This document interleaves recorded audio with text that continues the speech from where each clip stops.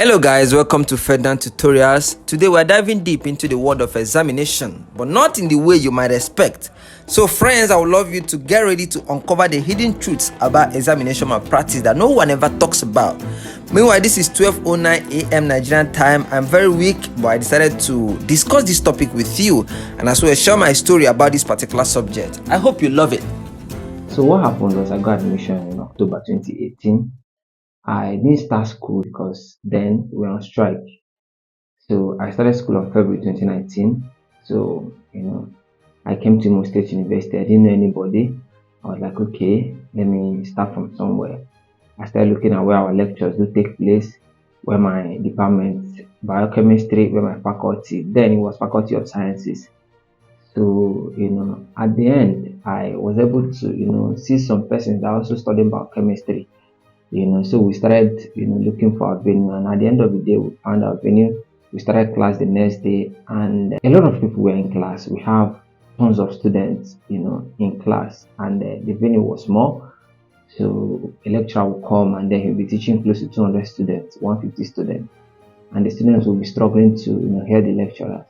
At the end of the day, we have a lot of people that will have excuse and say, "Oh, I will not come to class. I'll better stay at my home. At the end of the day, I can do whatever I want."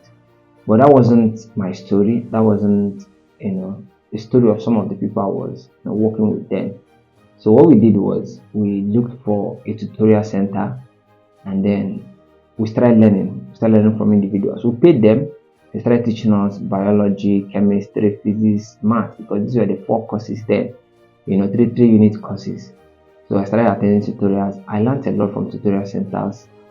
And after tutorials, I go for my class. I attend tutorial 7 to 9, and then join my classes from 9 to maybe 4 or 5.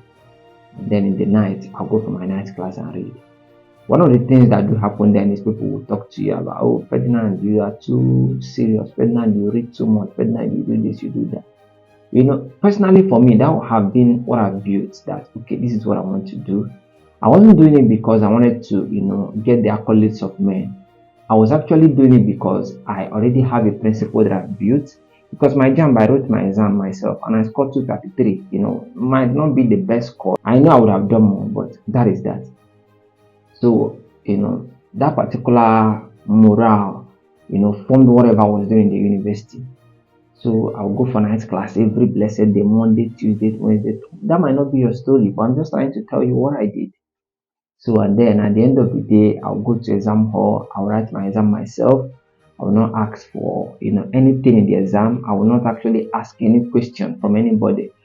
Someone might be able to say that, that is dependent. Yes, I was dependent on myself. I'm talking about in the exam hall, because outside there, I ask questions. Outside there, I learn from people. Outside there, I interact with people. But when I go to exam hall there, I write on my own. I do everything myself, and I'll come out, I'll do well. Throughout my stay in the university, I didn't actually do runs. I didn't do malpractice. I didn't, misbehave in the exam hall. I didn't embarrass myself in the exam hall. I wasn't insulted in the exam hall. I did my thing, write exam, come out happily. While I believe that examination is not a true test of knowledge, I tried my best to read and then write. I don't finish everything, just make sure that I'll put in my best. And so, at the end of the day, when I come out of the exam hall, people will be like, "Guy, you are too wicked, guy, you are too mean.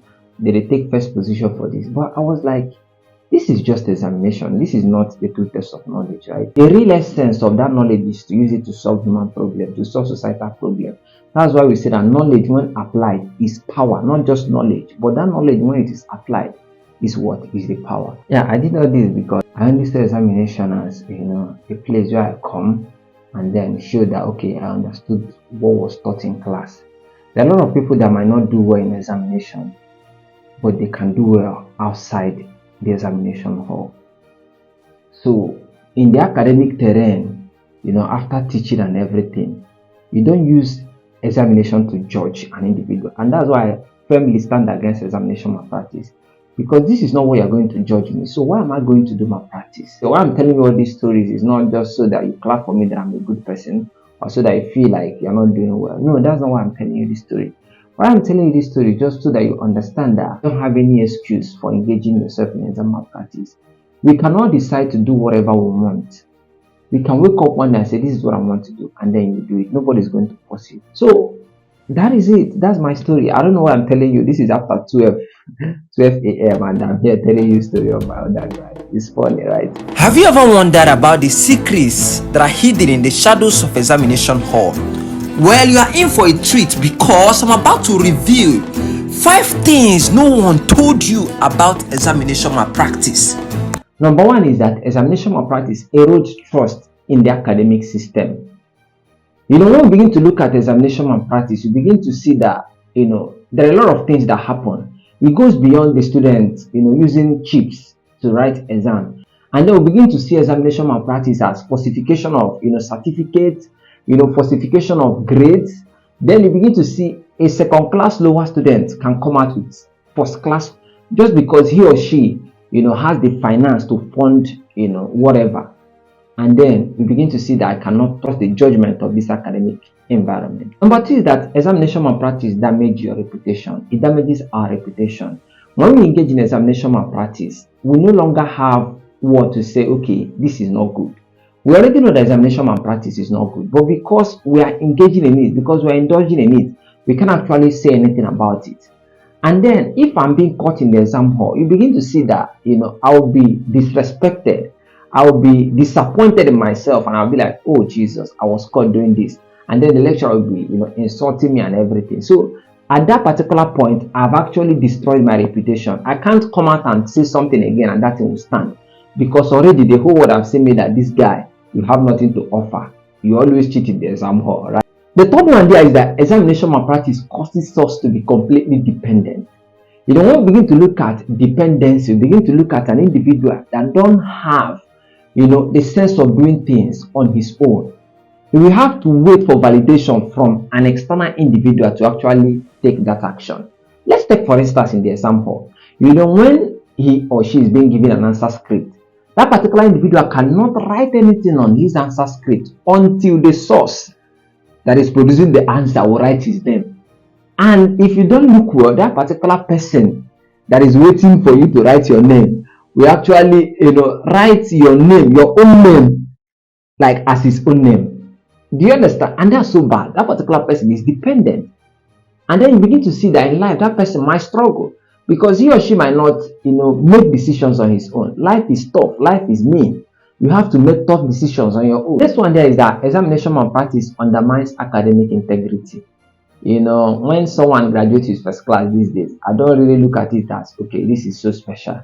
Because I know that that person can do anything to get first class. I'm speaking from experience, no cap. It's because when we go through the process at which that person attend that first class, we can see that that person might not have done, his due works to actually get to that point. And then when someone is telling me that he graduated with 4.5, 4.6, that's a first class, I tend not to be happy as I am expected to be, because I know what might be involved. I'm not saying that everybody that has first class is actually that way, no. But I'm just trying to tell you that it undermines the academic integrity. The trust is no longer there anymore because the continuous malpractice that we expose our institution to. Are we together? The last one there is that examination malpractice reduces learning. When a student already knows that, without coming to class, I can pay the lecturer and then he will pass me. What's the essence of coming to class? What's the essence of learning? What am I learning for? Like what? Just get the certificate and I'll move on with my life. So that is that. I just hope you understood the whole stuff I've explained in this video. This video is not aimed at insulting anybody. It's just aimed at transforming your life, trying to motivate you that you can do anything you set your mind on. Examination malpractice is not a good stuff. It's not a good thing that we can, expose ourselves to. We just have to be relevant. We have to be an honest people in the society. Anything you find your hand doing, make sure you do it well. And then if you find yourself in the examination, I want you to, write well. Try to read. Look at my story. I started reading earlier enough. So I want you to start reading. Try to read. If you read well and understand, you will do well in the examination. You don't have any excuse. Nobody's coming to help you. You have no excuse. Maybe your lecturer didn't do well or anything. So I want you to do well and see you again in my next video. Bye for now.